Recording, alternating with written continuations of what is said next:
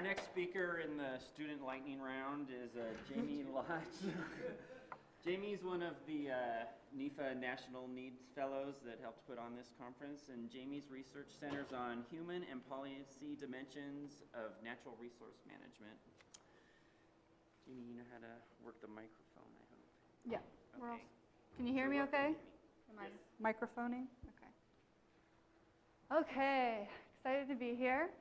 Today I'm going to talk to you a little bit about, lightning round. Like I said, I'll sprint through it, but I'm going to try and give you sort of an intro to some of the research I've been working on this summer with my major professor, Jiao Ma, having to do with Forest Service perspectives on forest management in a changing climate. So this will be sort of what I'll run through quickly: purpose, background, the methods we use, some really interesting preliminary findings that we've come across, and our plans moving forward. So the preliminary findings are going to be sort of just the chunk that I thought was most interesting so far, and this will be just sort of a warm-up to what we're hoping to do later on in the future. So sort of the three key parts to the research. There's a more theoretical aspect about organizational problem-solving frameworks, how the Forest Service as an institution is taking on climate change, but I'm going to skip that for today. We'll stick with the more practical: how well have the Forest Service's plans to adapt to climate change been implemented, and if not so well, why not? So we picked the Forest Service, and we also picked the Intermountain West as our target geographic area. For us, that means parts of regions 1 through 4 of the Forest Service, but not all of them. So the circle's not great, but if you imagine state boundary lines, we're including Montana, Idaho, Wyoming, Colorado, Utah, Nevada, Arizona, and New Mexico. Another important thing, we did a literature review, and learned from academia that federal land management agencies in general, and also the Forest Service, are making plans to adapt to climate change. They're making efforts, but they're still struggling with implementation. So what we were interested in was some of the barriers, but also really talking to the employees and finding out what they think potential solutions could be. What kind of tools and resources do you need to better manage or to better address climate change? And in these regions, for our research, we did some interviews, and we also are doing an online survey. And we're interviewing and surveying employees at different levels of the agency. So that's another important thing that we hope to look at, is the comparison. How do people at the regional office answer these questions compared to the forest supervisor's office, compared to a ranger district office? So we're really excited to see if opinions differ at different levels of the agency. So after that literature review, and academia were telling us that the Forest Service and others were struggling with implementation, we wanted to look a little bit deeper. We went straight to the Forest Service and found that their three key sort of climate change plans or documents were the strategic framework, a national roadmap, and a corresponding performance scorecard. So the first two are sort of where they lay out their objectives, what they want to do, what they hope are going to be their plans to adapt to climate change. And the scorecard is sort of their own way to monitor themselves and to really track their own implementation as far as how well they've achieved these goals.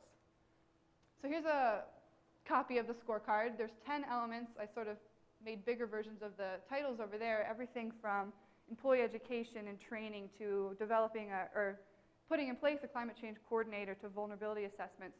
They've got all these key elements with corresponding questions, and each year every unit or national forest is expected to answer each of these 10 questions with yes or no, and then sort of explain why.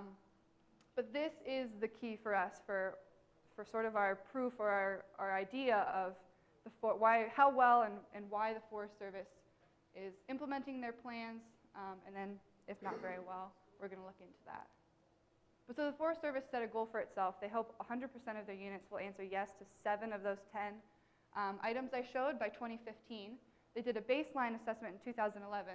So I guess I should say the strategic framework came out in 2008, the roadmap in 2010. So in 2011, they did a sort of baseline assessment and found that 16% of their units had achieved that 7 out of 10, and 47% were able to say yes to 5 or 6 out of 10. So it's something, it's a start for sure, but when you really look at it, less than 50% of their units are able to say yes to half of those original goals. So we wanted to look for areas of improvement. Where can they get better? How can we sort of help them out here? So after the literature review, we decided to do a handful of key informant interviews to see if our questions were on track, see what was relevant to these different employees, and just sort of get an idea of where to start for our online survey. We had a very small sample, so this isn't going to be representative of the whole Forest Service, but we did learn a few sort of really interesting things. The first is that there's a lot of confusion about this scorecard. It's new, but a lot of people either had heard of it but had never seen it, didn't know who's responsible for it, and didn't know, was anything going to actually happen if my forest doesn't, meet these goals or fill it out or whatever the case was. There's a lot of confusion about it, and so there's some room for improvement there. And there was also the sense that there's too much information coming out of a bunch of different sources. People on the ground especially were sort of feeling overwhelmed. They knew that there's information out there, but their sense was sort of, yeah, it's out there for those with time and interest. I just don't have the time. So then we made our online survey. We're planning to send the survey to about 3,500 people, and so far we've only sent the survey to regional employees. We sent those out maybe early September, and we're going to wait for the rest of the people after fire season and all this other lovely craziness is over. But so far we've sent out 230 and got 40% response rate back. So we're pretty happy, but we're really excited to send out the rest of those and finish analyzing all our results. The people we surveyed, we did a sort of a census of everyone in that geographic region I pointed out who fit our criteria. And our criteria were essentially, we wanted to hear from people who were managers and specialists and planners and administrators who had sort of a real hand in managing the national forests and their resources, the natural resources. People we maybe didn't include would be IT specialists, HR personnel, maybe facilities staff. But everyone who sort of fit that criteria got an email from us and hopefully had a chance to fill out the survey. So we asked them a ton of questions, but we're going to focus on the communication of climate change information just for this talk. We learned that the #1 way people are getting information about climate change is through informal conversations, talking to each other, talking to different people. The second and third most common were research papers, first from the Forest Service research stations and second from outside the Forest Service. The important thing to take away from here, we also asked them to rank how effective they thought it was. The key thing here is that those two, minus the research papers from the research stations, those were pretty good, but the other two #1 ways of receiving information weren't ranked as most effective. So we thought that was kind of interesting. And the email communication tended to be the least effective for people. We also asked them about forest resilience and climate change. We said, to what extent do you think those two things should be prioritized by forest managers? And we thought it was interesting. Forest resilience, a majority ranked it that they thought it should be more highly prioritized than climate change. And so that brings up questions about the wording. Do people not like the word climate change? Maybe forest resilience is something they feel a little more comfortable with. That's something we're going to look into for sure. We asked, and again, sorry, these are all just responses from regional employees at this point. So everything I'm talking about is how regional employees have answered questions. We asked them how confident they felt being heard as far as providing feedback or sharing ideas with the Washington office, and many of them were not confident at all. And so we're thinking, okay, our next group of people are going to be forest level people and district people. This is going to get interesting. But here's the take home. So some of the things from what we've learned just in this initial sort of preliminary findings have led us to believe that some keys for the Forest Service are going to be to simplify and prioritize. Find those types of communications that are most effective and focus on those. Don't sort of bombard people with hundreds of emails a day or a bunch of different methods. Find something that you think will work and really focus your energy on that so that the message is getting across to all the people at the different levels. Find some common ground. So I know forest resilience has a lot of different definitions based on who you ask, but maybe that's something that more people can get on board with, or the idea of stewardship. In our interviews, a lot of people mentioned, people who work for the national forests in the national forests really do have this desire to leave the land in the best possible condition for future generations, regardless of how they feel about climate change. So maybe stewardship or resilience or something else can be sort of a rallying point, a way to build morale and get employees more engaged and excited about trying to adapt to climate change.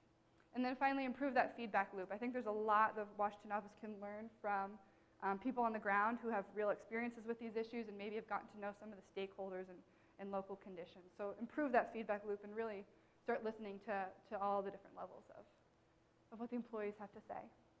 So how to make this worthwhile? We obviously are going to try and publish papers, and we're academics, but we also really want to come up with some sort of one-page brief or brochure or really short talk that we can share with the units and with the Forest Service that just sticks to the practical. What can you benefit from this stuff we've learned? What's most interesting, and what are some recommendations we might have? So we're working on that. Hopefully spring or summer we'll have something cool to show everybody.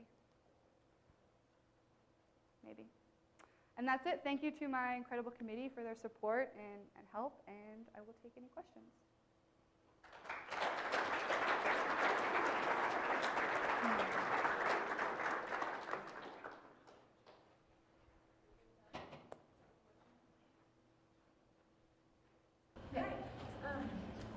Thank you. This is a really interesting talk and applies a lot to what we're doing. And regarding your last point about next summer having something to take to Forest Service personnel, do you have an idea yet how you're going to do that? I'm just curious because we often struggle with that because we have, regional offices for Forest Service, BLM, Fish and Wildlife, National Parks, and how, I'm just curious to see how you envision getting that information to them. We've made some contacts in the Climate Change Advisor's office, and through our interviews and some of these other processes, I've gotten to know some forest supervisors and other people at different units, and so some of them have sort of just directly to us said, we'd love to have you out to our national forest, our office, and then the Climate Change Advisor's office is interested in having us talk. I think they have like a monthly climate change coordinator conference call or something, so we might get on there and talk for a few minutes or email maybe regional foresters or the Climate Change Advisor's office like a really short presentation or a video or something that they can share